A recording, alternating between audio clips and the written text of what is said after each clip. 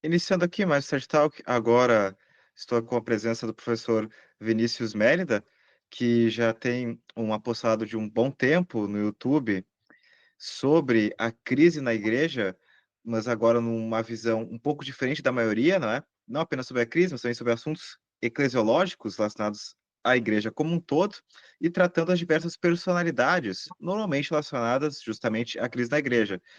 E, para isso, tenho ele aqui comigo, justamente para tratar sobre a figura de Dom Antônio de Castro Maia, a qual o mesmo professor já escreveu uma biografia que será agora publicada. Então, professor, para que eu não me estenda mais, o senhor poderia se apresentar com suas próprias palavras, falar um pouco sobre o trabalho que o senhor realiza na internet, o seu objetivo, e já conectar com o seu interesse por trás dessa biografia de Dom Antônio de Castro Maia, por favor?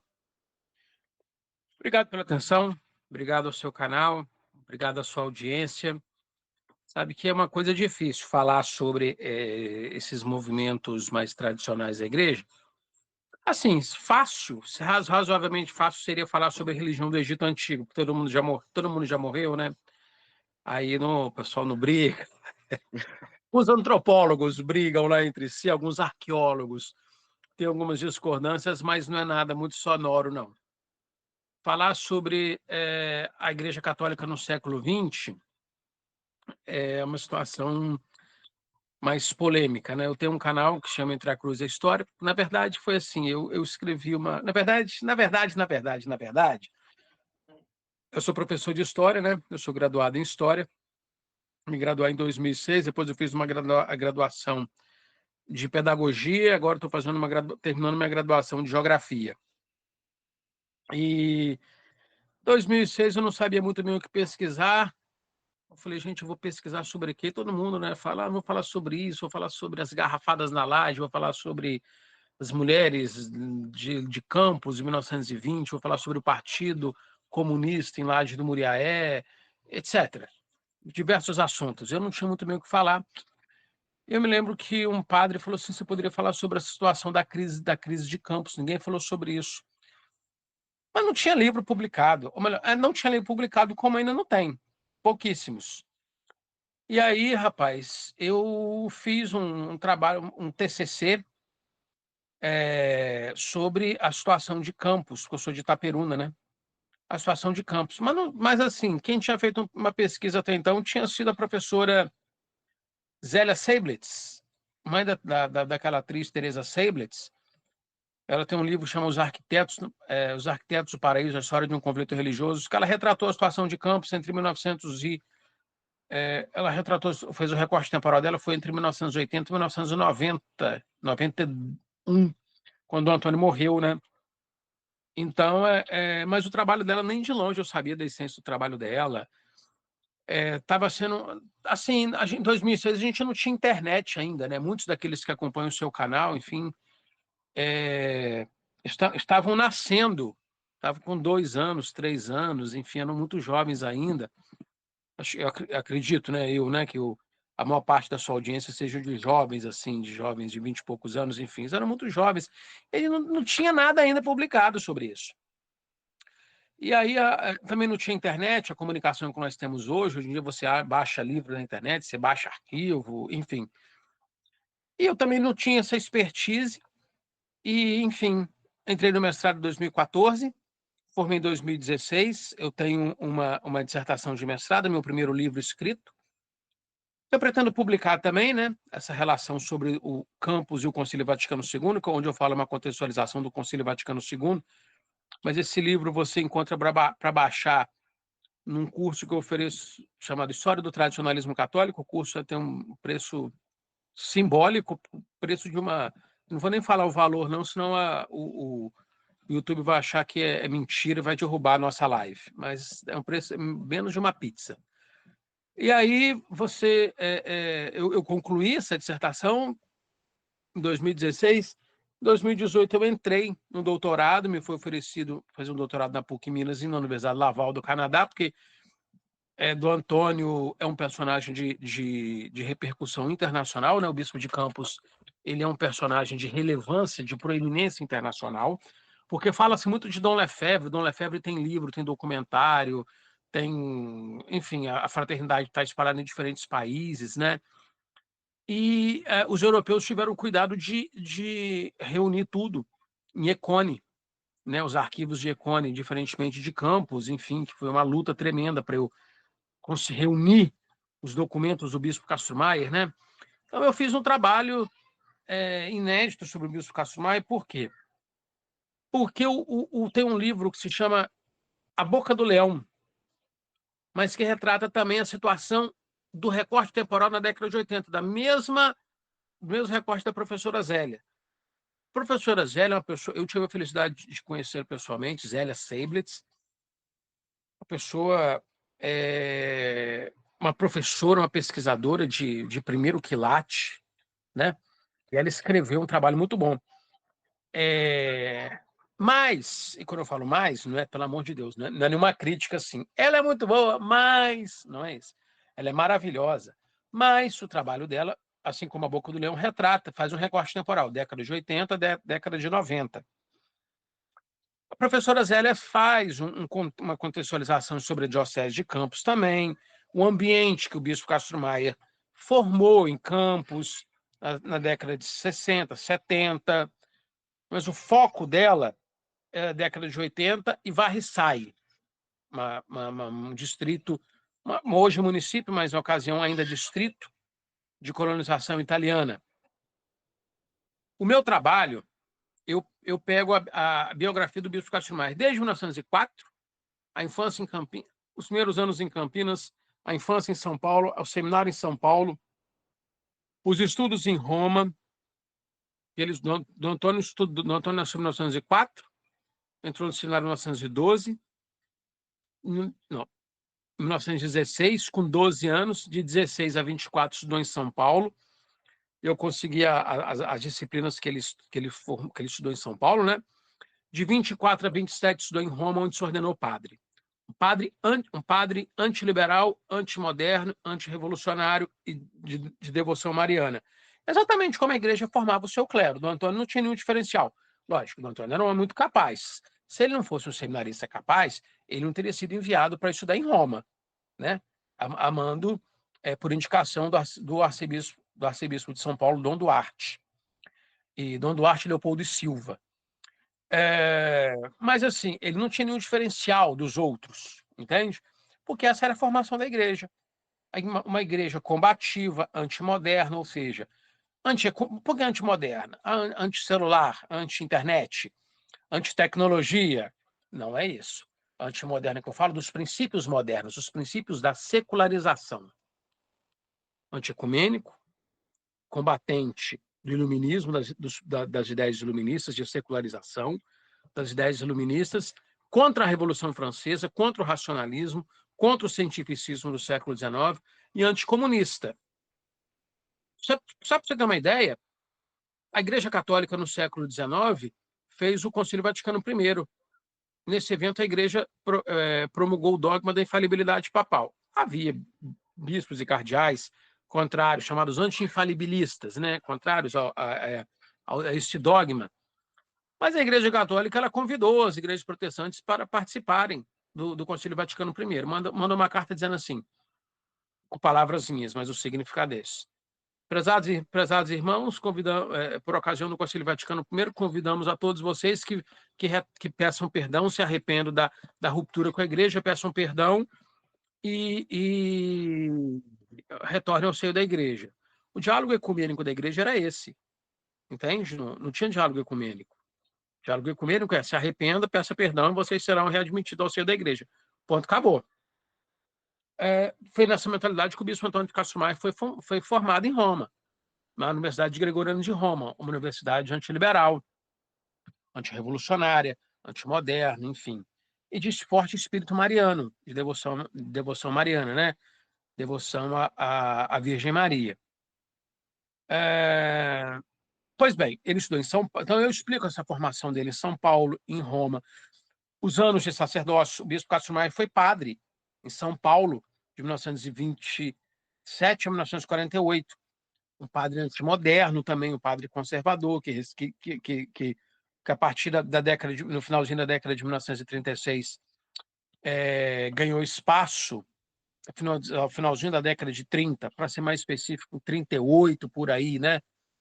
Eu falei 36, foi um ato falho, porque foi o ano que ele conheceu o Dr. Plínio Corrêa de Oliveira, mas da TFP, né? Que viria a fundar a TFP.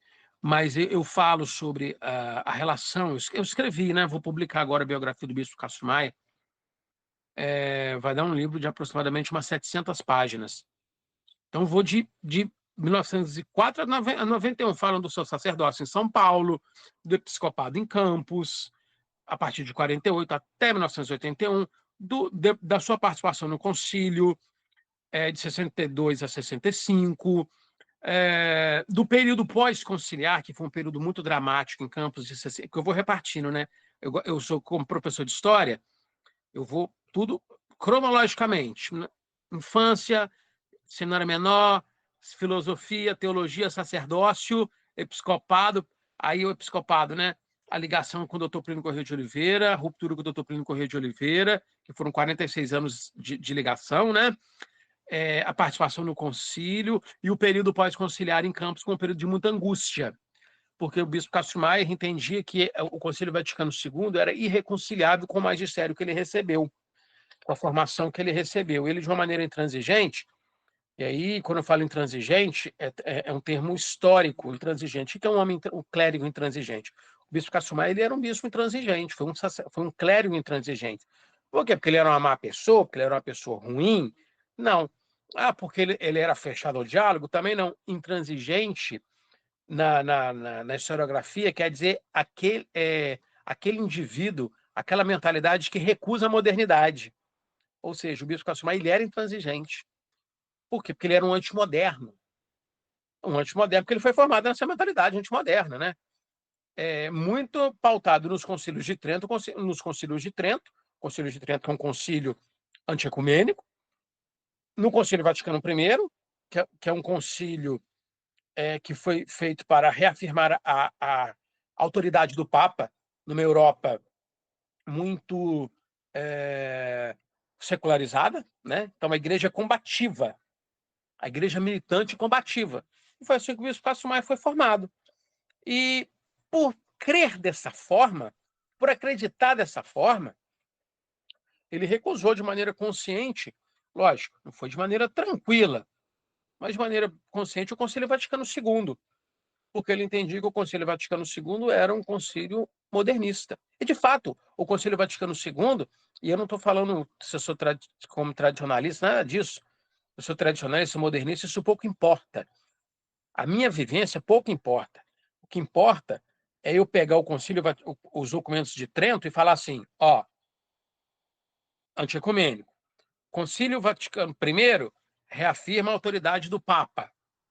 É um concílio de condenação ao mundo moderno. Quando eu pego, por exemplo, de Gregório XVI,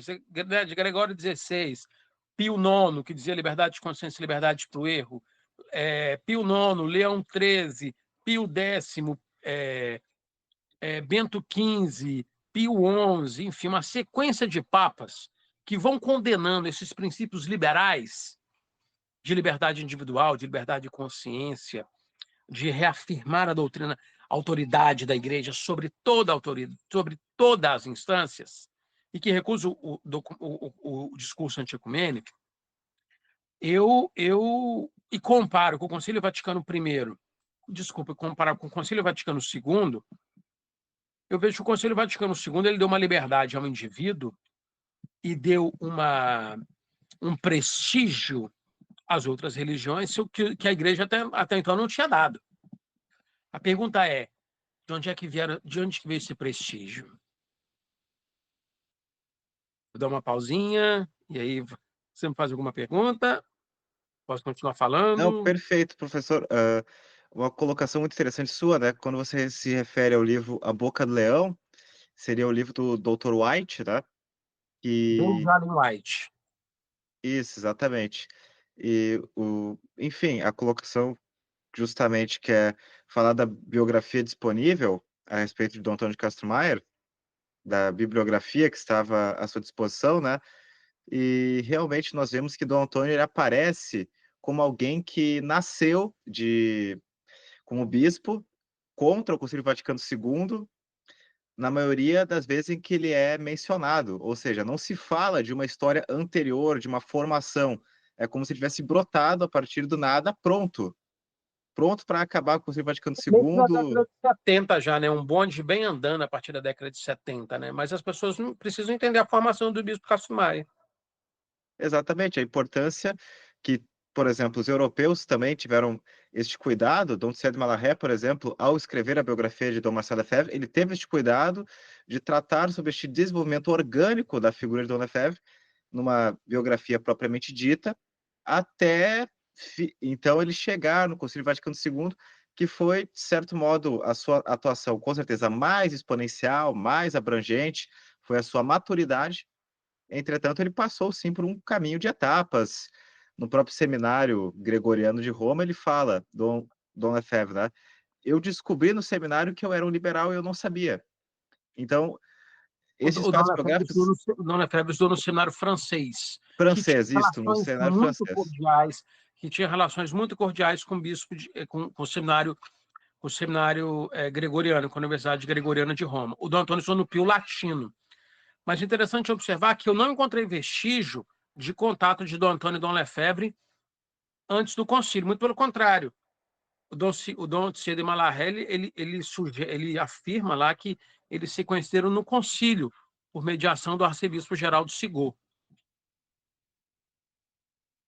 Então, professor, a minha pergunta agora seria justamente a respeito, então, do retrato que o senhor fará no seu livro de Dom Antônio Castro Maia, que é esse retrato completo, né? Então, prosseguindo com a sua explicação, para que então a gente possa depois chegar nas perguntas mais específicas que tocariam justamente também a crise, né, e as posições que ele teve, mas primeiramente eu gostaria que o senhor desse esse retrato da personalidade, da pessoa e dos atos mais importantes que Dom Antônio fez em vida, além da participação dele no concílio, né, que moldaram a personalidade dele.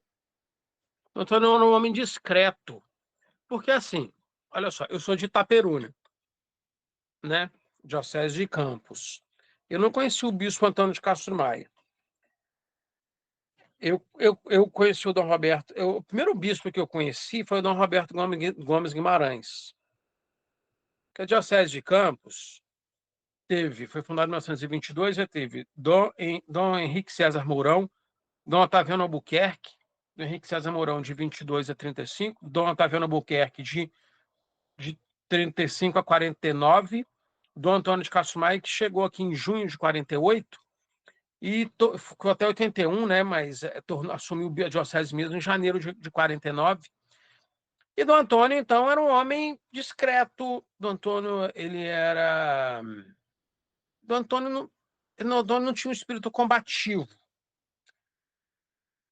Mas eu quis dizer assim, que eu não conheci Dom Antônio, porque fica parecendo que eu conheci Dom Antônio, como muitas pessoas disseram, né?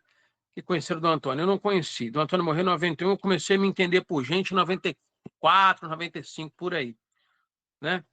Então, assim, o primeiro bispo que eu conheci foi Dom Roberto Guimarães, que foi formado por Dom Antônio.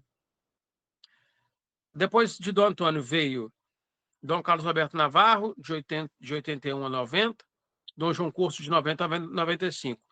Dom Carlos Roberto Navarro substituiu Dom Antônio para dar esse processo de recepção na Diocese de Campos, que Dom Antônio não deu. Dom João Corso, que deu a diocese, pretendeu resolver a situação da linha tradicionalista, mas sem sucesso. E Dom Roberto Guimarães, que ficou de 96 a 2011 e conseguiu fazer, então, melhor, criou um ambiente, uma atmosfera para que a linha tradicionalista voltasse à comunhão com a igreja. E quando eu falo voltar à comunhão com a igreja, isso daí suscitaria 1 milhão de discussões e críticas, mas eu vou usar os termos canônicos, tá? Vou usar os termos mais técnicos.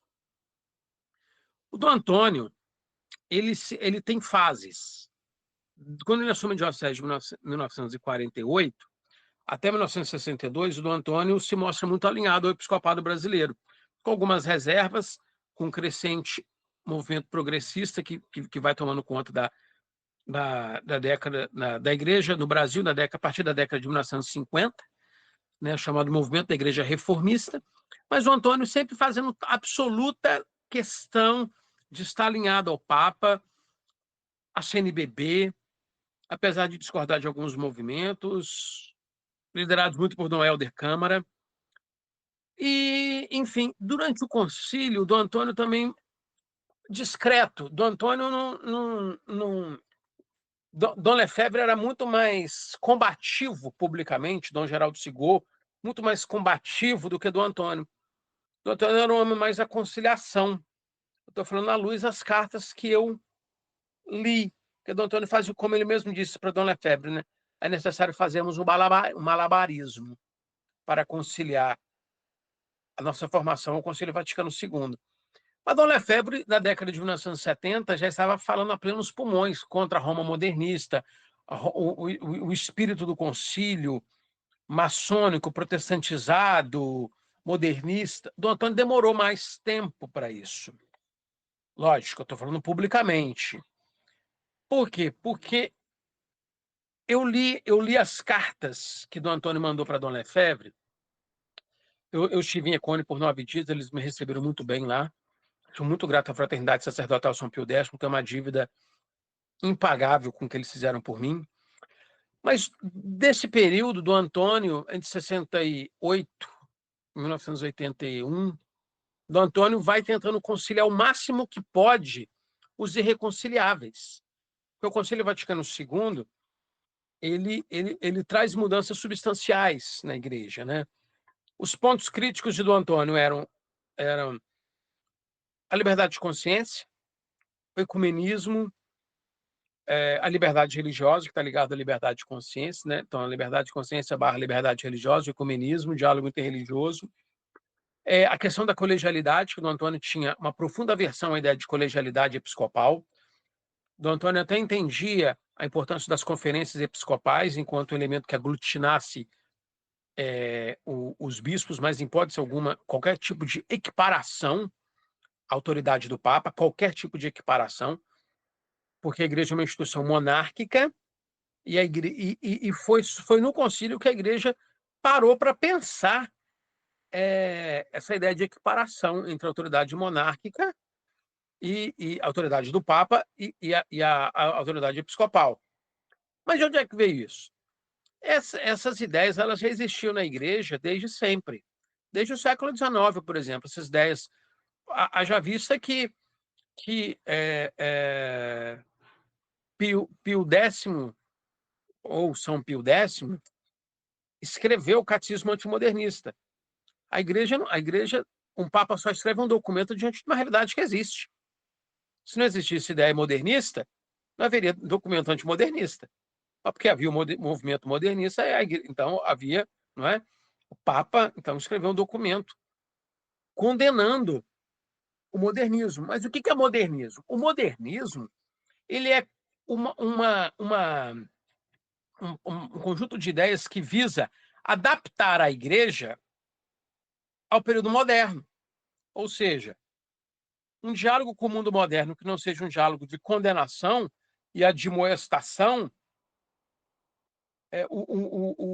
não era a postura da igreja. A igreja viu o mundo moderno com muitas reservas e sempre o condenou abertamente por diversos documentos. Mas havia diversos padres, Teilhard de Chardin, por exemplo, Jacques Maritain, Jean-Louis Duchesne, Ernesto Bonaiuti e vários outros, a lista é imensa, né? Que queriam adaptar a igreja aos princípios modernos, adaptar a doutrina da igreja à ciência moderna.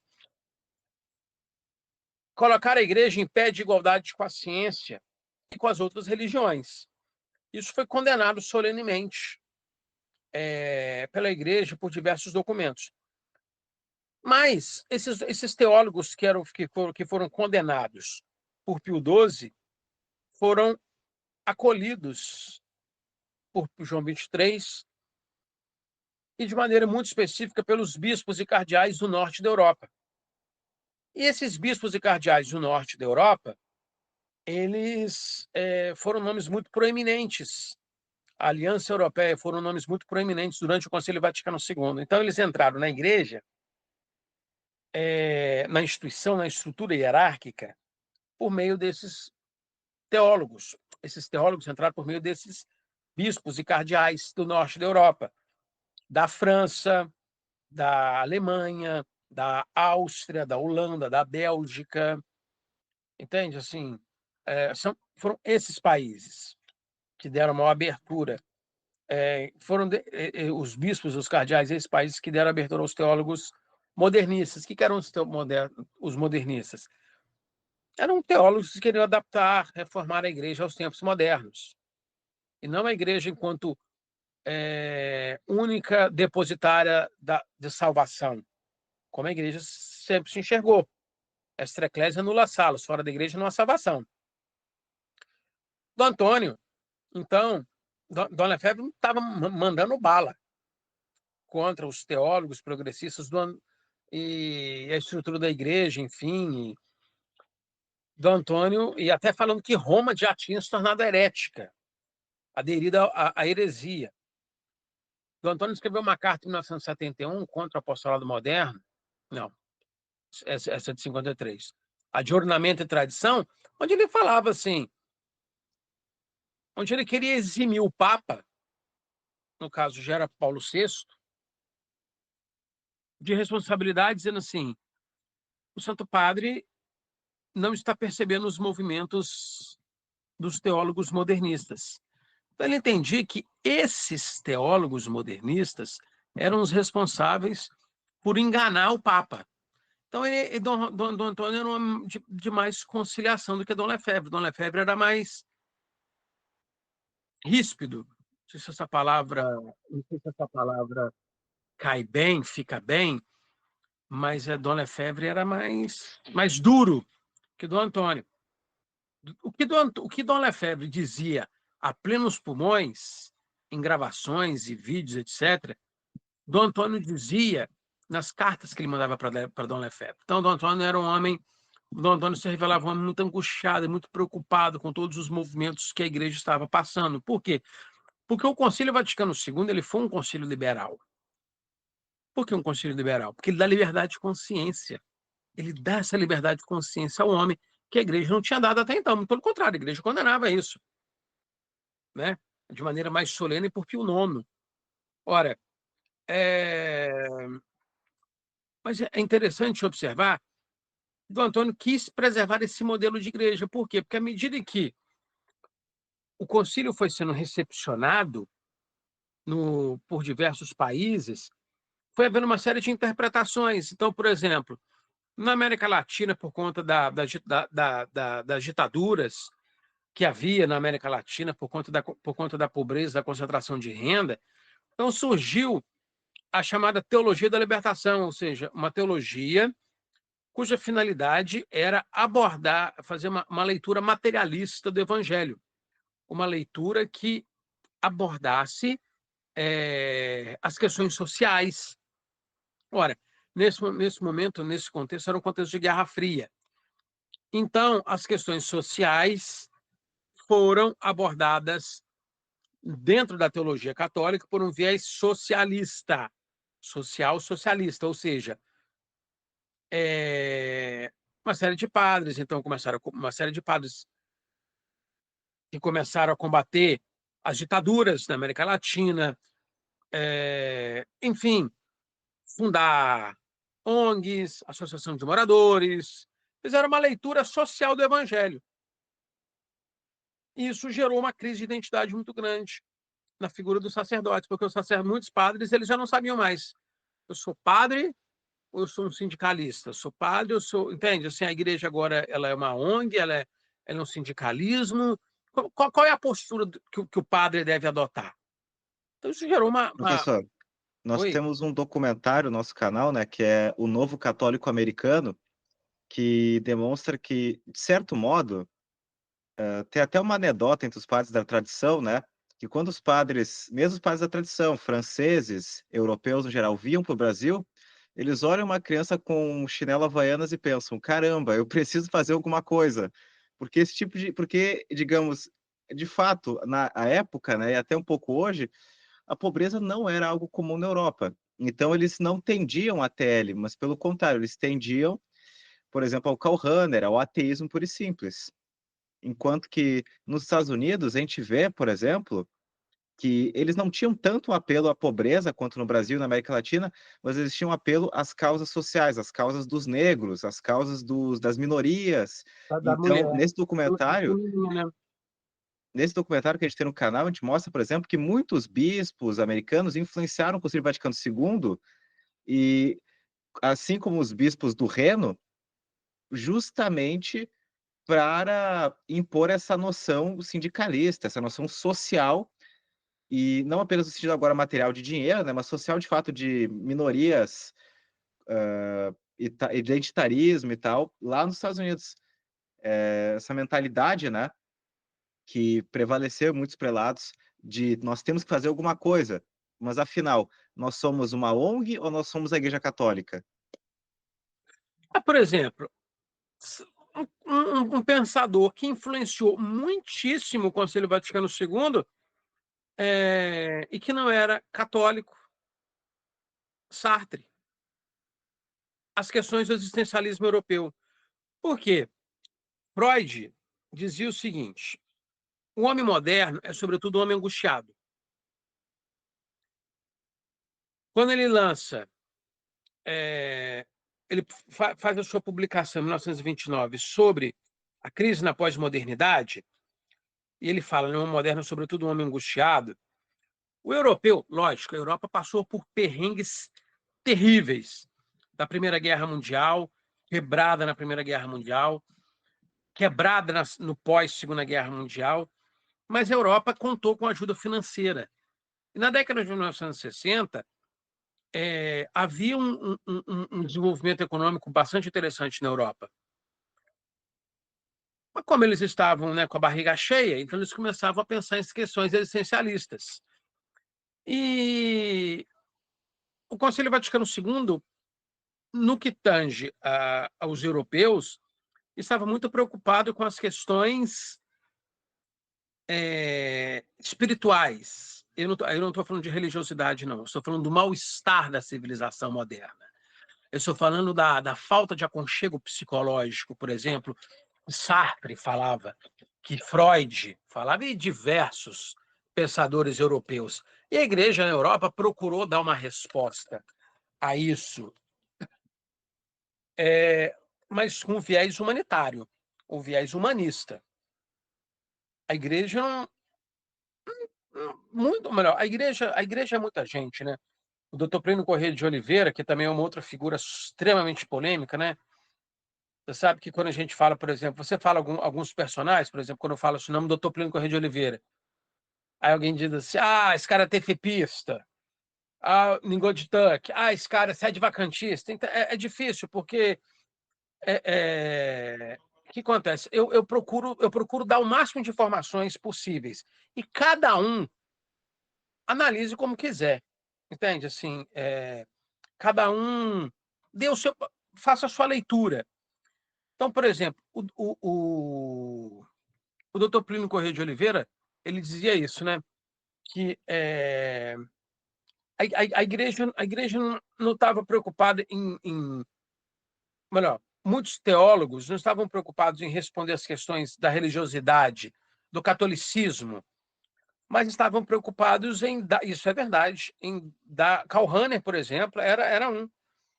Estavam preocupados em responder as questões da espiritualidade, do psicológico, do gênero humano, mas uma perspectiva humanitária. Não era fazer que ninguém se convertesse ao catolicismo.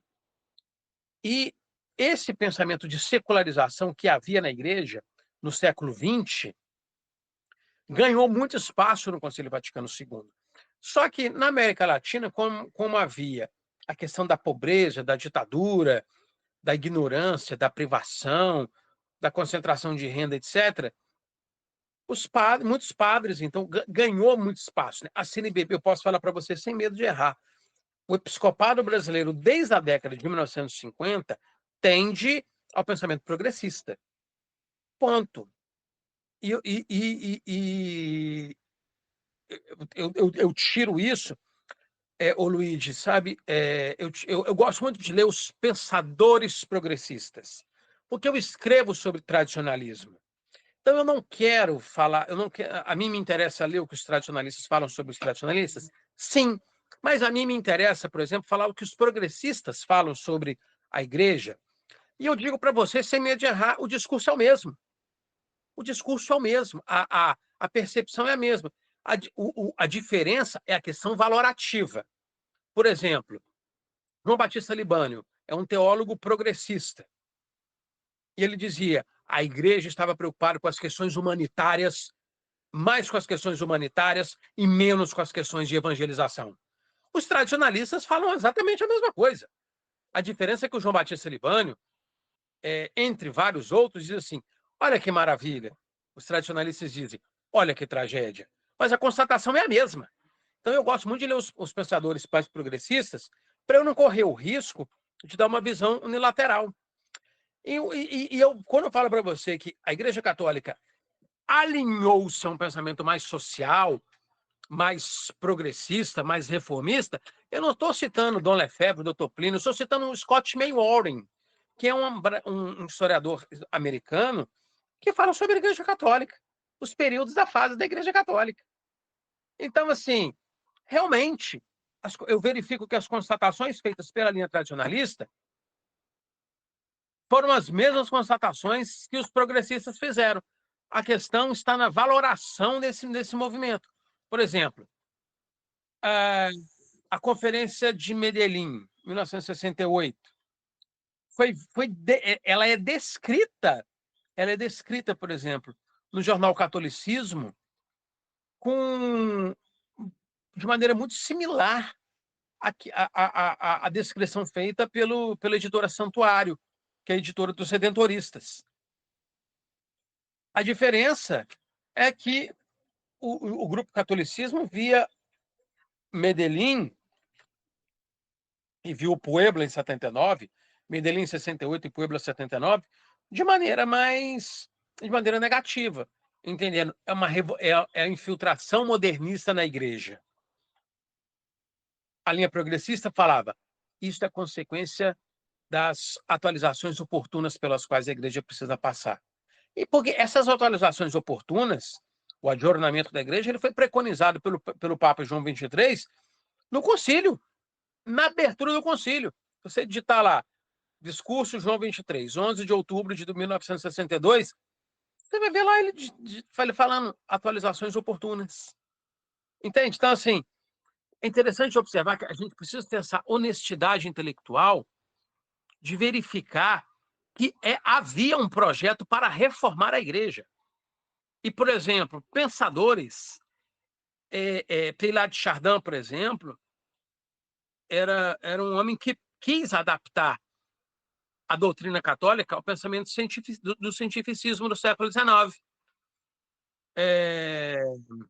Entende? Assim, Sartre, o existencialismo do Sartre, mal-estar na civilização de Freud, enfim, tudo isso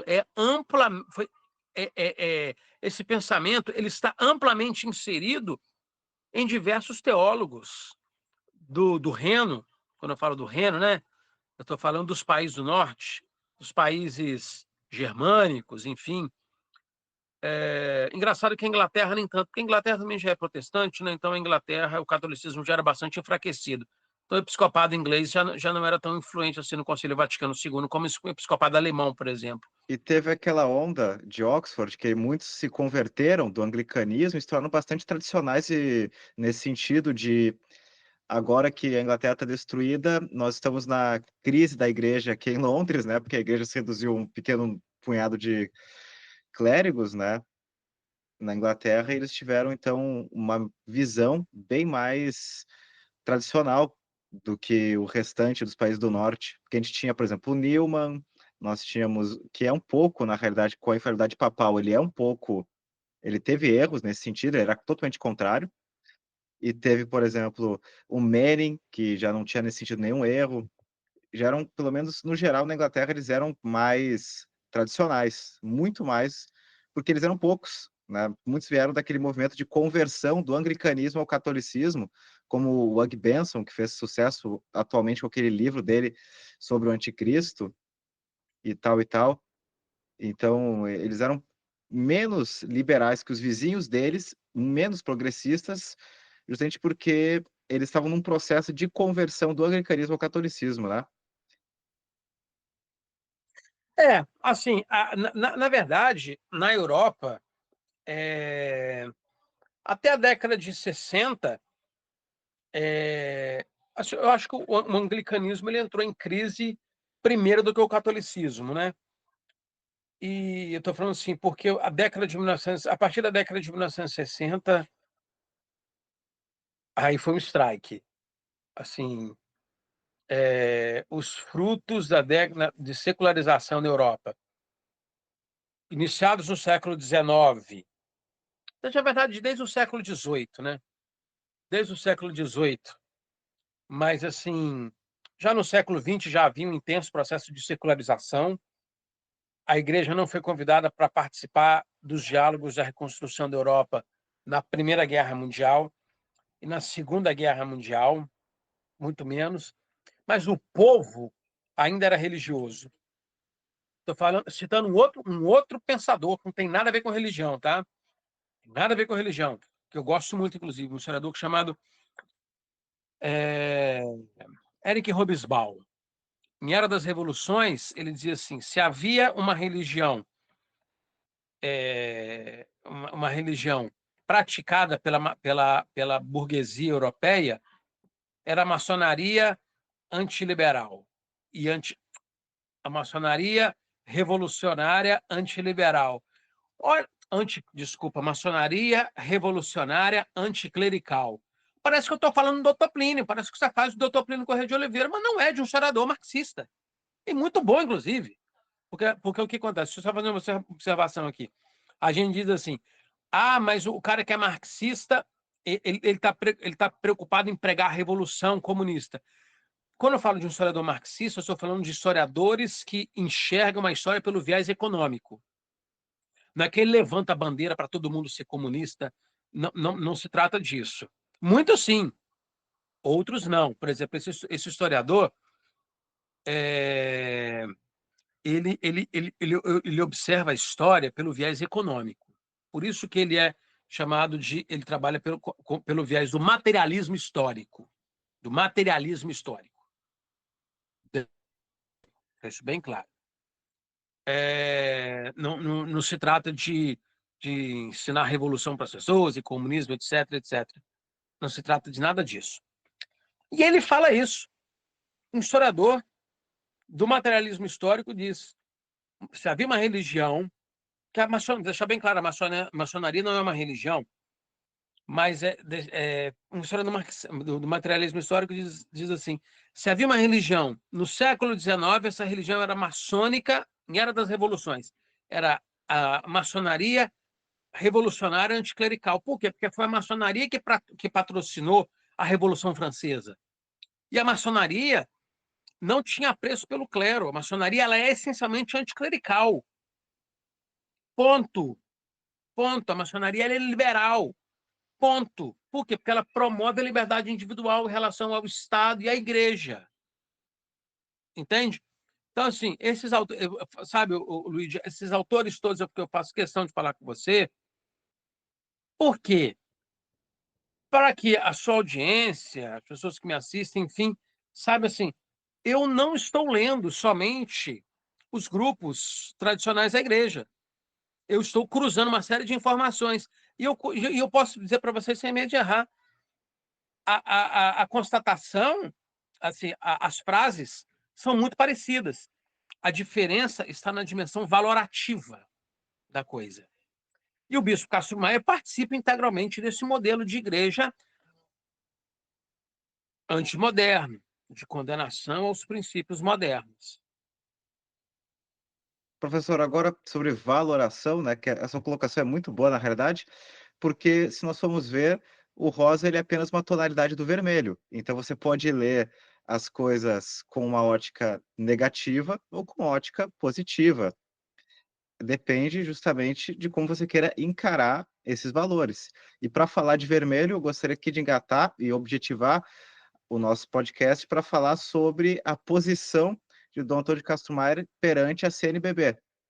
Afinal, qual foi a relação que ele teve com a CNBB, as principais atuações dele, considerações em relação a ela e críticas também, não é? A CNBB é muito desprestigiada pelos grupos mais conservadores. E Dom Antônio é muito prestigiado pelos grupos mais conservadores. Então, as pessoas elas estão esperando que eu diga assim: Dom Antônio odiava a CNBB. Olha, a CNBB achei de 1955. Dom Antônio, ele não participou. Deixa eu só explicar uma coisa. De 1916 a 1955, a igreja viveu um período de restauração da neocristandade, um resgate do prestígio social da igreja diante da sociedade. Por quê? Porque a República Brasileira é uma república positivista, ou seja, de princípios de intensa secularização. Então, nesse período, teve uma carta saudando aos seus diocesanos. Quem é o bispo agora? Esqueci o nome do bispo. Sebastião Leme, Isso, 1916. exatamente. Sebastião Leme. Teve uma carta dizendo, saudando aos seus diocesanos, que foi do mundo inteiro, foi no Brasil inteiro. Essa carta fortalece a autoridade da igreja, combate a maçonaria, combate os princípios de secularização. Então, o episcopado brasileiro se aglutinou em torno dessa ideia de romanização da igreja, fortalecer a autoridade da igreja, fortalecer a autoridade do Papa. Esse período foi chamado por Scott Maywarren por outros historiadores, tá? Mas eu estou citando Scott Maywarren, mas de período da neocristandade, romanização da igreja, o período a resposta à instauração da República do Brasil e a resposta da igreja à Constituição de 1891 foi um período de romanização da igreja, muito nessa onda do Concílio Vaticano I, do dogma da infalibilidade papal. A partir da década de 1950, a igreja entrou numa outra perspectiva, na questão da dimensão social, a saber, Dom Helder Câmara, por exemplo, um bispo muito voltado para essa perspectiva, né? Para essa leitura. O arcebispo do Rio de Janeiro também, que substituiu Dom Sebastião Leme também, sobrenome Câmara também, esqueci o primeiro nome agora, minha mente não está nos melhores dias, não. Que antecedeu Dom Eugênio de Araújo Salles, cardeal Câmara também. Então, assim, também foi um bispo mais alinhado ao pensamento progressista. Dom Carlos Carmelo de Vasconcelos Mota, em São Paulo. Dom Cabral, em Belo Horizonte. Entende?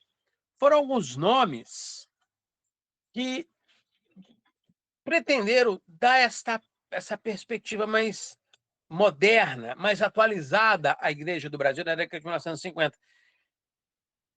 E foi nessa década de 1950, o Dr. Plínio fala que era na década de 40, que ele escreveu em defesa da ação católica, mas eu vou ficar com o historiador Scott Maywarren, que data da década de 1950, que é o período da Igreja Reformista, a ascensão da Igreja Reformista. Dom Antônio tem relações muito boas com a igreja, com a CNBB de 1948 até 62. No concílio, Dom Antônio é meio posto de lado, de acordo com as memórias do professor Plínio Corrêa de Oliveira. De acordo com as memórias do bispo Castro Maier, ele entra no processo de isolamento em relação à CNBB, de 66 até 1981. E quando ele se torna emérito, em 1981, aí ele se afasta mesmo da CNBB. Dom Antônio teve problemas com o Eugênio Salles, que pressionou o máximo para que ele aderisse às reformas do Concílio Vaticano II, a liturgia, porque o problema todo de Dom Antônio também era com a liturgia. Ele escreveu uma carta para o Papa Paulo VI em 12 de setembro de 69, onde ele pedia: Santo Padre, carecidamente, eu peço ao Senhor que eu mantenha, que eu conserve o rito tridentino na diocese, porque o novo rito ele não afervora a fé, mas ele propicia um arrefecimento da fé. Querendo ou não, como o episcopado brasileiro foi se enveredando pelas reformas propostas pelo Concílio Vaticano II, Antônio, na segunda metade, já no finalzinho da década de 60, ele foi entrando num processo de isolamento. Ele continuava frequentando as reuniões da CNBB, mas já tendo problemas com o Dom Eugênio na década de 70. Ele teve problemas, Antônio teve diversos problemas assim, com a Nunciatura Apostólica, a partir de 68, por conta de um grupo de padres mais progressistas na Diocese de Campos. Na década de 70, a Conferência de Medellín foi muito importante para que houvesse esse afastamento. O Antônio discordava do movimento de uma igreja mais social, mais voltada para as questões sociais. Ele é descrito pelo SNI, essa é uma frase muito interessante, né? E o que eu vou falar agora é uma verdade. Dom Antônio é descrito pelo SNI como um exemplo de padre, um exemplo de bispo a ser seguido pelo seu combate ao movimento comunista. Aí, novamente, alguém fala assim, uma pessoa mais progressista fala: tá vendo? Eu não dizia que esse bispo é um crápula? Outro mais tradicional vai falar: tá vendo? Eu não sabia, eu não dizia que Dom Antônio era um homem íntegro, né? Mas isso é uma verdade. Assim, eu estou falando que eu li, que eu tenho não é porque eu li, eu tenho os relatórios da CNI que coloca o Dom Antônio e Dom Geraldo Sigor como exemplos do episcopado brasileiro e lamenta imensamente. Até reclama, inclusive, acusa Paulo VI de um papa comunista. Então, Dom Antônio ele vai passando por fases, né? De 48 a 62, ok, mas já começa a dar alguns sinaizinhos de que ele não está de acordo com esse movimento de igreja reformista. No Concílio Vaticano II, ele é posto um pouco de lado por alguns episcopados, alguns prelados brasileiros, Dom Geraldo também, Dom Manuel Sintra também, de Petrópolis também, então não vamos achar que isso é uma exclusividade do bispo Antônio de Castro Maia, mas grupos progressistas, né, bispos mais conservadores foram deixados de lado pela vanguarda progressista da igreja no Brasil. Na década de 70, Dom Antônio teve problemas com Dom Eugênio de Araújo Salles, foi levando. Dom Vicente Scherer, que era presidente da CNBB, fez muita coisa, mandou carta para Dom Antônio, eu tenho cartas, enfim, de Dom Antônio, pedindo ao Dom Antônio para, assim, colocar a mão na consciência, enfim, não vá por um caminho tão intransigente, não seja tão intransigente, de maneira muito respeitosa, Dom Vicente Scherer, que inclusive é primo do atual cardeal de São Paulo, né? Dom Vicente foi presidente da CNBB, arcebispo de Porto Alegre. Mas, assim, Dom Antônio era visto como um irmão pelo episcopado brasileiro todo. E o caminho mais à direita, mais conservador que Dom Antônio tomou, foi lamentado pelo episcopado brasileiro. Mas Dom Antônio, por uma questão de consciência, ele entendia que ele não deveria aderir aos princípios reformistas pelos quais a igreja no Brasil começou a trilhar a partir da década de 1950, e os princípios de liberdade individual, de liberdade de consciência, que a igreja formalizou nos documentos do Concílio Vaticano II. Então, Dom Antônio ele foi se tornando um processo paulatino, né, de um estranho no ninho, né, no finalzinho da década de 1960, ele entrou nesse processo de se tornar um estranho no ninho em relação ao episcopado brasileiro. Perfeito. E agora, uma figura que eu gostaria que o senhor explicasse a relação dele, né, que foi muito longa, como você mesmo disse, 46 anos, seria justamente a relação que houve entre Dom Antônio de Castro Maia e o doutor Plínio de Correia de Oliveira. Afinal, Dom Williamson, por exemplo, ele comenta que uma das principais discordâncias que foi suscitada e apontada seria a respeito da TFP ser anticlerical.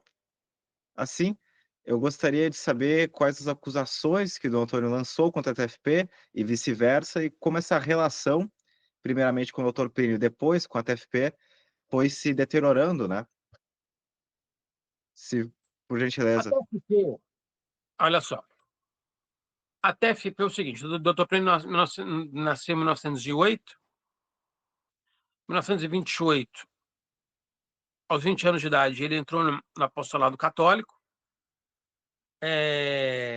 lá na Arquidiocese de São Paulo, enfim, alinhou-se mais à igreja, né? Inseriu-se mais à igreja. Então, em função do seu trabalho, que ele foi escolhido por Dom Duarte para ser deputado federal, candidato a deputado federal, foi eleito com 24 mil votos em 1932, 24 anos, 24 mil votos, deputado mais votado do Brasil. Em 33 assumiu a presidência do grupo do jornal Legionário. Em 1936 conheceu o Dom Antônio de Castro Maia. Então, doutor Plínio alinhou-se, entrou para, vamos assim dizer, para a militância católica em 28, para o grupo do Legionário, como membro da Ação Católica, tornou-se presidente da Ação Católica, né? Então, ele criou em torno de si um grupo chamado Grupo do Legionário. Esse grupo do Legionário foi muito bem até a 1943, mais ou menos, quando o arcebispo Dom Gaspar morreu, e aí assumiu Dom Carlos Carmelo de Vasconcelos Mota. Pois bem, 44. A partir daí o grupo começou a entrar num ostracismo e foi até 47, quando o jornal Legionário acabou e foi substituído por um outro jornal. O doutor Plínio já tinha, Dom Antônio de Castro Maia conheceu o doutor Plínio em 36, foi professor da PUC, professor de seminário, professor da PUC, assistente-geral da Ação Católica, vigário-geral da Arquidiocese de São Paulo. Só que aí do Antônio, né, do Antônio de vigário-geral, tornou-se vigário paroquial, ou seja, de vigário-geral da autoridade maior da diocese, né, depois do arcebispo, para vigário de uma paróquia do Belenzinho, em São Paulo. Perdeu muito prestígio, né? O grupo do catolicismo, o grupo do legionário, foi meio que desbaratinado, né? Assim, perdeu o poder, ficou à margem da Arquidiocese de São Paulo. Para surpresa de todos, aí os membros da TFP falam que por conta da articulação do Dr. Plínio Correia de Oliveira, eu sei que por conta já li, né, no livro do Monsenhor de Sede Malarré, por conta de uma articulação do núncio Aloysio Marcella, que voltou para Roma. Então, Dom Antônio foi nomeado bispo, Dom Geraldo em 47 e Dom Antônio em 48. Pois bem, esse grupo do Legionário tornou-se grupo do Catolicismo, jornal fundado em 1951 em Campos dos Goytacazes.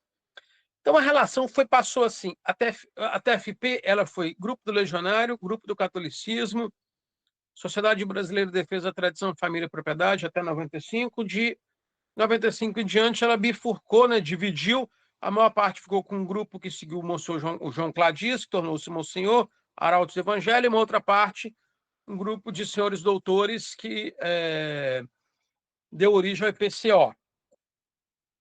O Dom Antônio, muito, deu muito espaço, dava muita confiança ao doutor Plínio, tinha muita credibilidade, uma relação muito próxima com o doutor Plínio Correia de Oliveira. Mas aí, então, teve um entreveiro lá em 1978, na escola São Benoît, e fizeram um relatório, enfim, que o doutor Plínio tratou isso como uma relação, um estrondo antipublicitário, né? Uma perseguição midiática, um estrondo negativo contra a TFP. E o Monsenhor Williamson, inclusive, padre Richard Williamson, estava na África do Sul e ele teve um problema lá com alguns membros da TFP. Esses membros da TFP, essa influência que aconteceu, de problemas que aconteceu na África do Sul, chegou na Europa, e na Europa chegou ao Brasil. O Monsenhor Marcel Lefebvre, ele teve uma influência, porque o Dom Lefebvre não apreciava o doutor Plínio, tampouco o doutor Plínio Dom Lefebvre. E ele teve uma influência para que Dom Antônio pensasse de que havia um clima anticlerical na TFP. Dom Antônio ele pontua algumas coisas. Por exemplo, Capelas do Santíssimo. A TFP dizia que era hostilizada na Arquidiocese de São Paulo pelo cardeal Ares, pelo clero do cardeal Paulo Evaristo Ares. Bom, então, por conta disso, havia capelas do Santíssimo em diferentes lugares, diferentes casas da TFP. A TFP, só que o Dom Antônio mandou uma carta para o Dom Antônio, Dom Antônio mandou uma carta para o doutor Plínio dizendo, pontuando uma série de questões, entre 79 e 82, 3 anos de trocas de cartas em resposta ao doutor Plínio. Uma suposta desobediência, porque Dom Antônio fala que não tinha dado autorização para que essas cartas tivessem sido publicadas. Para que houvesse Capela do Santíssimo nas casas da TFP. Dom Antônio explica muito bem isso nas cartas que ele mandou para o doutor Plínio. O doutor Plínio fala, não, o senhor deu autorização, sim. O senhor não se lembra? Aí ele vai citando uma série de ministros da Eucaristia que tinham sido instruídos pelo bispo Dom Antônio. Dom Antônio falou, eu não me lembro, eu só me lembro da Rua Maranhão. Isso é um primeiro entreveiro. Dom Antônio disse que havia na TFP um clima anticlerical e que a autoridade do doutor Plínio estaria acima da autoridade da igreja. Dom Antônio pontua que havia uma crença exagerada em torno do profetismo do doutor Plínio. O doutor Plínio é um profeta dos tempos modernos. O doutor Plínio nunca negou essa questão do profetismo. O doutor Plínio negou tudo. O doutor Plínio negou que... Não, Dom Antônio, o senhor deu autorização, não foi desobediência da nossa parte, o senhor deu autorização para que houvesse as capelas do Santíssimo, para além da Rua Maranhão, outras capelas. O senhor instituiu o ministro da Eucaristia e deu autorização a esses ministros para que nós tivéssemos acesso à comunhão diária, porque não poderíamos participar na Arquidiocese de São Paulo por conta da hostilidade do clero da Teologia da Libertação, que segue a Dom Paulo Evaristo Soares. E quanto ao profetismo, é uma coisa que compete somente a mim. Compete somente a mim. E o Dom Antônio ainda citou assim, que havia um culto exagerado também à figura da Dona Lucília. Então, assim, houve um problema na África do Sul. Esse problema na África do Sul teve repercussão na Europa por conta de umas coisas que aconteceram na escola São Benoît, lá na Europa, na França. Chegou um relatório até as mãos de Dom Antônio. Naquele mesmo momento, Dr. Plínio pediu ajuda do Dom Antônio de Castro Maia, mas Dom Antônio aceitou, né? Mas assim, com algumas restrições em relação a algumas coisas que aconteciam na figura do Dr. Plínio, acontecia em torno da figura do Dr. Plínio Corrêa de Oliveira. E entre diversos elementos, que havia, foi pontuado também uma situação do anticlericalismo. Ao que o doutor Plínio Corrêa de Oliveira negou e disse, não temos problema nenhum com o anticlericalismo. O que temos aqui é problemas com o clero progressista da igreja, mas jamais em relação ao clero da igreja, e negamos totalmente essa ideia de anticlericalismo. O doutor Plínio negou, disse que não tinha anticlericalismo algum. O que havia na TFP era uma rejeição à linha progressista do clero, mas não havia problema com o clero, com os bispos, o Papa, o próprio Dom Lefebvre, o próprio Dom Antônio. Com o Dom Lefebvre havia algumas restrições, sim, que Dr. Plínio entendia que Dom Lefebvre, de fato era verdade, Dom Lefebvre não apreciava a TFP. Então, a fraternidade, a linha lefevrista, fez críticas, ataques à TFP, sim. Mas Dr. Plínio disse: somos fidelíssimos e obedientes ao clero. O clero, a nossa restrição é com relação à linha progressista da igreja, não ao sacerdócio católico. Mas Dom Antônio acusou a TFP de anticlerical, sim, por conta de coisas que ele viu, por conta de coisas que ele verificou na TFP, e, no primeiro momento, por influência também da linha lefevrista. E o bispo Richard Williamson, foi um personagem importante, porque ele foi um dos primeiros a ter problema com a TFP na África do Sul. Ele acusou a TFP de anticlerical na África do Sul. E, professor, uma carta que o senhor mencionou, não é? Muito interessante, seria de uma ordenação que Dom Lefebvre faria de um membro da TFP para sacerdote, e nessa carta, o Dom Antônio de Castro Maier, ele fala que não gostaria de comparecer a esta ordenação, por se tratar de um membro da TFP. Poderia esclarecer essa história, por favor? Não, posso sim. Em 1985, Dom Antônio mandou uma carta para Dom Lefebvre, dizendo: irei com gosto às ordenações da Argentina, mas eu desejo saber se entre os ordenandos há algum membro da TFP, porque a minha presença no mesmo minha presença no mesmo ambiente que o membro da TFP seria entendida como uma adesão à TFP. E isso seria inadmissível. Dom Antônio usa essas palavras: a TFP é o grupo mais nocivo da igreja tradicionalista. Mas é engraçado observar isso, porque essa pergunta de Dom Antônio é curiosa. Não sei por que ele fez essa pergunta, porque a TFP e a fraternidade já estavam distantes desde a década de 70.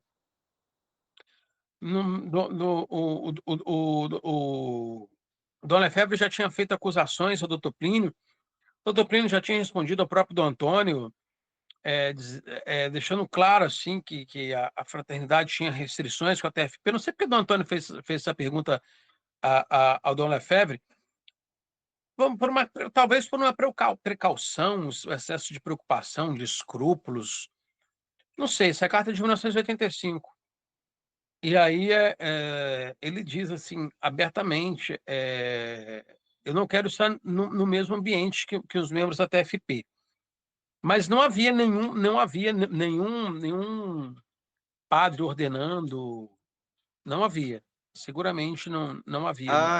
Não era realmente algo contra alguém em particular, mas era justamente uma precaução para não ter ninguém que pudesse vir a ser membro da TFP entre os ordenandos. Exatamente. Nem sei por que o Dom Antônio teve essa preocupação, porque Isso não te gera alguma suspeita? Ou não? É realmente estranho.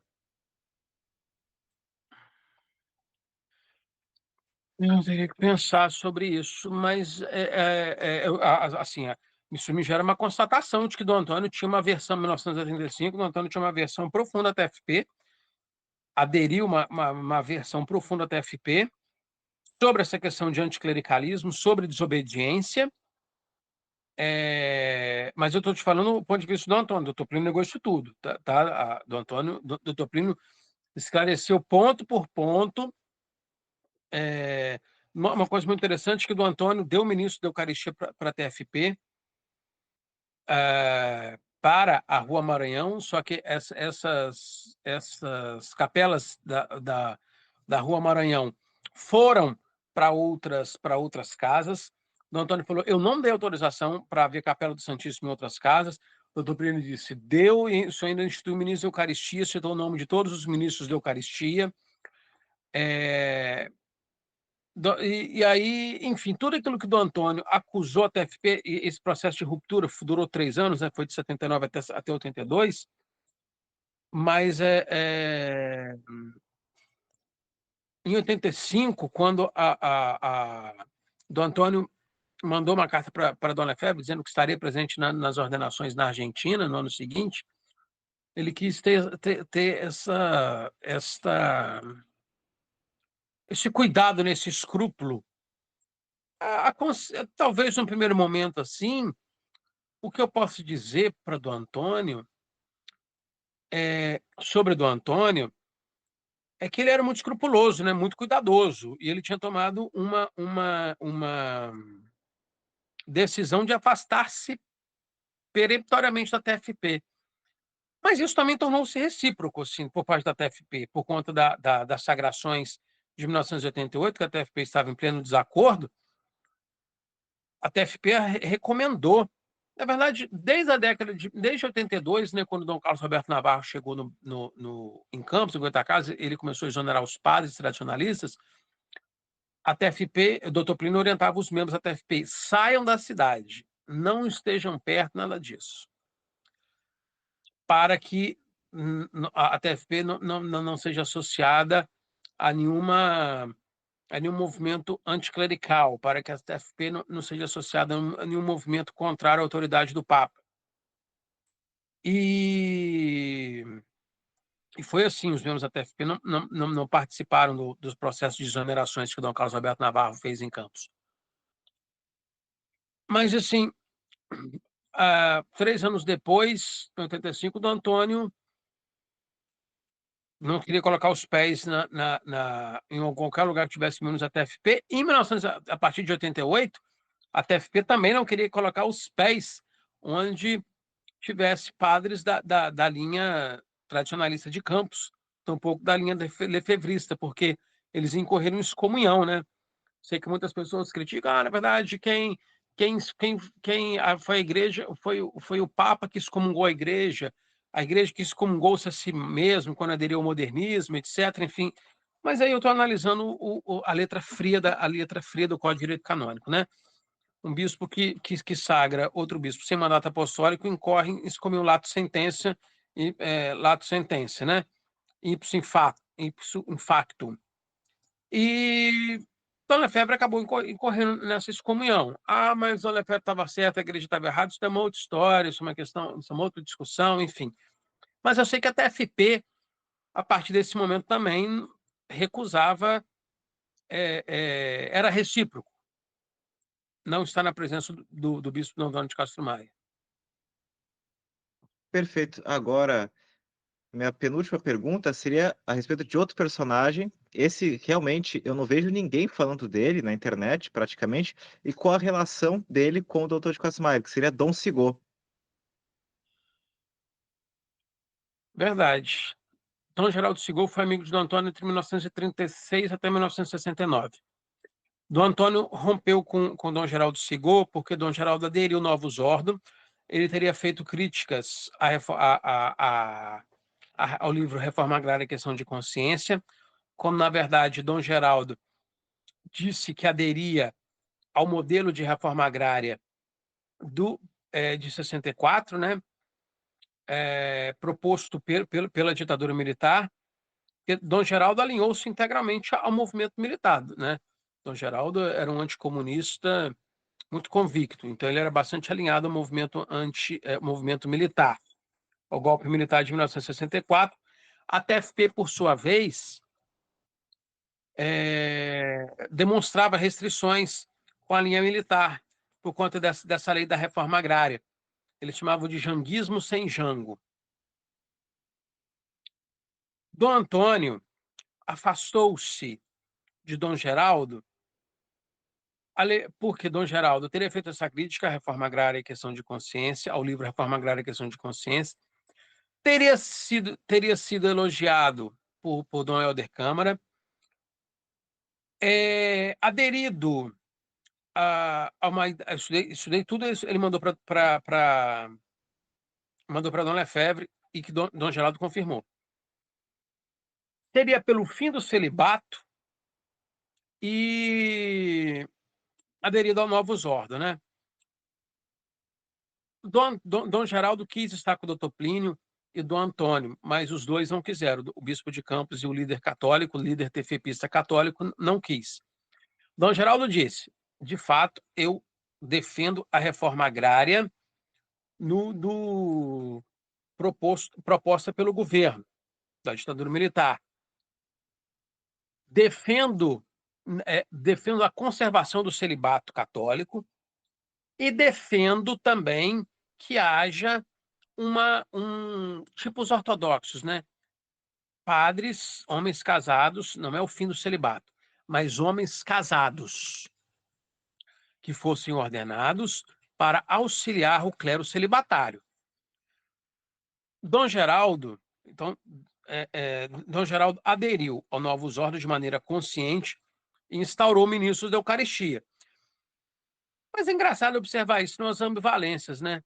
Dom Antônio rompeu com Dom Geraldo em 69 por conta do Novus Ordo, pontuou que havia ministros da Eucaristia, mas Dom Antônio também deu ministros da Eucaristia para a TFP e para os padres redentoristas de Campos, né? Isso é não deixa de ser uma contradição, né? Uma ambivalência do bispo Castro Maia. Mas a ruptura se deu pontualmente por conta disso. Dom Antônio entendeu que Dom Geraldo era pelo fim do celibato. Dom Geraldo explicou: sou pela conservação do celibato e ordenação de homens casados, homens que não tenham grandes proeminência no clero.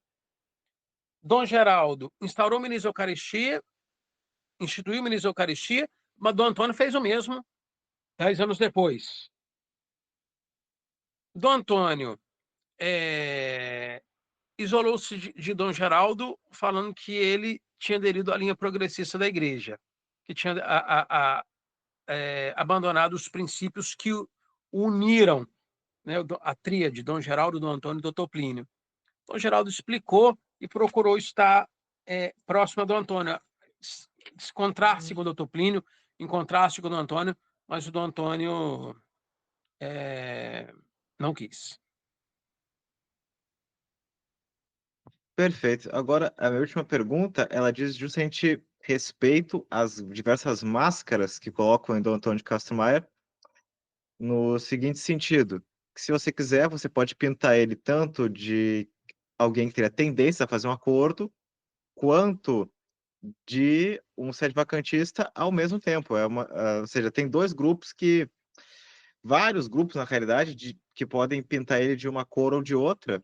Até acho muito interessante aquele seu vídeo, né, publicado no seu canal, do último ato público de Antônio de Castro Maia, em que ele justamente contradiz, ao menos, uma praxis sedevacantista, porque ele reza explicitamente e de bom som, né, Unacum, João Paulo II, no rito de ordenação do último padre que ele ordena em vida, o que, ao menos na praxis, Padre demonstra que Manuel Macedo Faria, em 18 de dezembro de 1988, em Barriçai. Então, a gente vê que, apesar de coisas internas que possam cogitar a respeito dele, a atuação dele externa, a sua praxis, ela permaneceu correspondente a um pensamento que seria já o tradicionalista, né? Então, eu gostaria que você pontuasse justamente essas colocações a respeito do que o pessoal tenta fazer, né? De pintar ele de uma cor ou de outra, porque é algo que é cada vez mais recente e cada vez mais proeminente. Olha, eu acho que o que é inerente a todo ser humano são as suas ambivalências. Eu acho que não existe um ser humano na face da Terra, numa perspectiva de fé católica, Jesus de Nazaré, Deus feito homem, e a sua mãe, Maria, Virgem Maria, Imaculada Conceição, de acordo com a doutrina católica. Exceto esses dois, eu acho que todos fraquejaram na fé, em algum momento. Querem pintar um Dom Antônio super-homem. Não existiu o super-homem. Eu acho que Dom Antônio, quando ele estava diante do travesseiro, na presença do travesseiro dele, eu acho que ele já deve ter pensado, muitas vezes, deve ter pensado assim, gente, será que o Papa é Papa mesmo? No íntimo dele. Mas eu conheço os padres de Campos desde 1995. Nunca identifiquei vestígio algum de sadivacantismo nos padres de Campos. Eles sempre disseram: reconhecemos o Papa, reconhecemos o bispo diocesano, mas não beijamos os seus respectivos anéis, porque entendemos que eles estão incorrendo em erro doutrinário. Essa é a formação que nós recebemos do bispo Antônio de Castro Maia.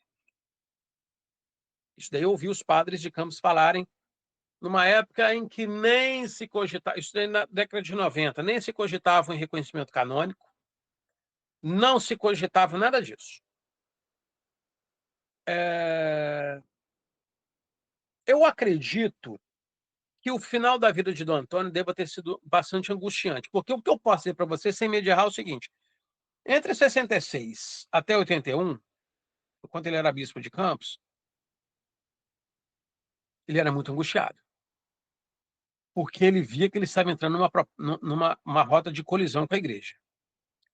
Depois que se tornou emérito, ele foi se aproximando de Dom Lefebvre, essa aproximação aconteceu durante o concílio, aconteceu depois do concílio, né, de 68 até 88, mas eu imagino que os últimos anos de vida de Dom Antônio devem ter sido muito angustiado, porque ele estava fora da estrutura da igreja. Ele estava rompido formalmente com a igreja.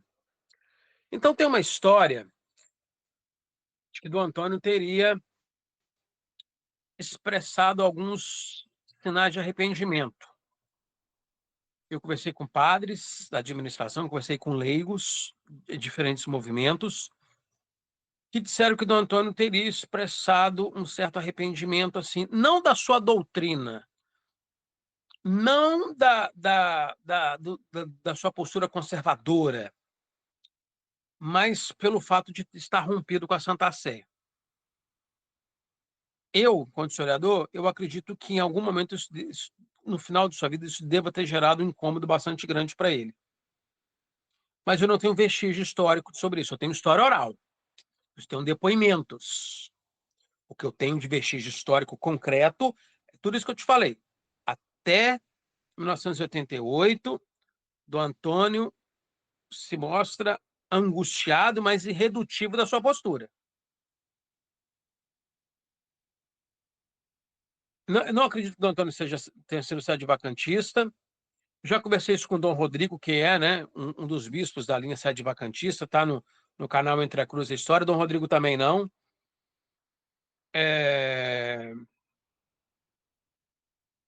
Eu acredito nisso, assim, que Dom Antônio morreu convicto da sua postura, mas agoniado por não, assim, triste, aborrecido por não estar em plena comunhão com a igreja.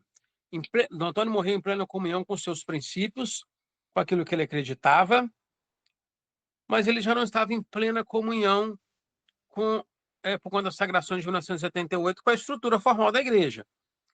Embora, por história oral, tenha padres e leigos me dito abertamente assim: Dom Antônio queria uma reconciliação com a igreja, mas os padres da União Sacerdotal não permitiram. Ou então teve um padre chamado Cônego Machadinho, que levou uma minuta para Dom Antônio assinar de arrependimento, enfim, não de arrependimento assim, mas não de arrependimento doutrinário, mas de uma reconciliação com a estrutura da igreja. Não é de arrependimento doutrinário, mas é de uma estrutura, de uma reconciliação com a estrutura da igreja. Ao que chegou um padre e disse: Dom Antônio, se o senhor assinar esse documento, essa minuta, o senhor vai contristar o coração de Dom Lefebvre. Dom Antônio disse: não, eu não quero aborrecer Dom Lefebvre, não. Então, Dom Antônio, eu posso rasgar esse documento? Pode. Esse documento não tem valor para mim, porque eu não quero contristar o coração de Dom Lefebvre. Isso daí foi feito por um. Esse documento foi levado por um padre, um cônego chamado Cônego Machadinho, que era amigo de Dom Antônio.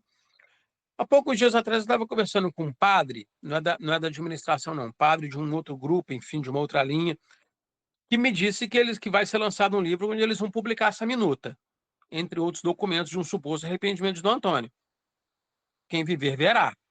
O que eu posso dizer para você, sem medo de errar, é: Dom Antônio não era sedevacantista, embora eu acredite que em alguns momentos ele deva ter se perguntado assim: onde está a autoridade visível da igreja? Meu Deus, será que o Papa realmente é Papa mesmo? Aí aquelas discussões, né? Enfim, Papa de direito, Papa herege, etc. Mas eu não desejo entrar nessa seara porque eu não sou teólogo, eu sou da história. Então, na minha conversa com você, Luigi, eu posso até expressar algumas opiniões, alguns pontos de vista. Como, por exemplo, eu acredito que o Antônio tenha morrido angustiado por conta de estar rompido com a igreja, mas convicto da sua fé, convicto do seu modus operandi de trabalho, em função do alinhamento em que ele, em função do alinhamento com que ele praticou a sua, né, do alinhamento teológico, doutrinário com que ele foi formado. Houve diversas tentativas de reconciliação pela igreja, uma quase chegou a acontecer, mas acabou não sendo consolidada, porque na hora teve um padre que impediu que isso acontecesse. Descarto completamente a ideia de sedivacantismo disso, Castro Maia, mas me pergunto como terá sido os últimos dias de Dom Antônio. Será com plena convicção? No que tange a questão doutrinária, eu tenho certeza que sim, plena convicção doutrinária. Mas em relação ao seu estado pastoral diante da igreja, aí eu tenho algumas interrogações e acho válido ter essas interrogações. Eu não estou. Porque assim, existe assim: você tem que pintar o Dom Antônio como um super-homem. Ninguém é super-homem. Pedro negou Jesus Cristo 3 vezes, né? Pedro, então, assim, a gente vê que os apóstolos eram homens muito falhos. Por que eu vou cobrar essa perfeição hoje sabe, essa intransigência plena, essa convicção plena de um ser humano que eu acho que não existe, que ninguém tem, assim, que ninguém tem. Eu acho que todo momento, eu acho que todo ser humano ele tem os seus momentos de interrogação, tem os seus questionamentos, como, por exemplo, perguntaram para Dom Lefebvre, o senhor não está angustiado? Dom Lefebvre dizia abertamente, não estou angustiado. Isso daí naquele documentário, no documentário que tem sobre Dom Lefebvre, mas havia essa preocupação em relação a Dom Lefebvre. Bom, o senhor não está angustiado, Dom Lefebvre? Dom Lefebvre dizia que não. Mas eu faço essa mesma pergunta. Eu gostaria de ter feito essa pergunta para Dom Antônio, só que eu não tive com ele pessoalmente, né? Antônio, o senhor está angustiado? Para ouvir a resposta dele. Eu tenho algumas interrogações em relação a isso e acho muito honesto da minha parte ter essas interrogações. Eu acho importante ter essas interrogações para que as respostas elas aconteçam. É porque, na verdade, a própria situação da crise, ela não é confortável, ela é bastante desconfortável. Evidentemente que, e ainda mais pela própria exposição que o senhor já fez, fica nítido que, pelo próprio temperamento de Dom Antônio de Castro Maier, que sempre foi alguém que buscou um alinhamento com todos os bispos, um alinhamento ao Papa desde o princípio no material mesmo, no sentido de estar sempre, nunca contristando, né? Ele já era bem diferente de Dom Marcelo Lefebvre, nas suas falas, no seu modo de ser, e a gente tem realmente um direito de se perguntar justamente a carga de sofrimento que ele teve pela situação que, por si só, é desconfortável pra caramba, que ele certamente, se tivesse uma solução fácil para que a coisa pudesse ter sido resolvida, né, com o fim da crise, com certeza seria o ideal. Mas como não é uma situação fácil, é justamente uma situação de disputas, de contendas, é uma dor que é humanamente compreensível, com certeza. É, Com certeza, sim, seguramente foi um período de grande sofrimento. Foram anos, foram décadas, anos não, foram décadas. As décadas de 70 e 80 para Dom Antônio, para Dom Lefebvre, foram muito sofridas. Para muitos, foi um período de intenso sofrimento, com certeza.